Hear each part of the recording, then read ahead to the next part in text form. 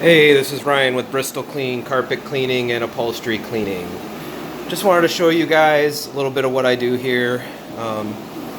Right now I'm doing the extraction process. As you can see how much lighter the areas are from where I've cleaned versus from where I haven't cleaned. Anyway, basically I wanted to tell you what's happening here.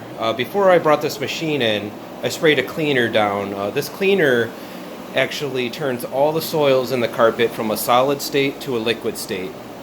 Once it's in that liquid state, it gets extracted by these cotton bonnets that I put underneath my machine.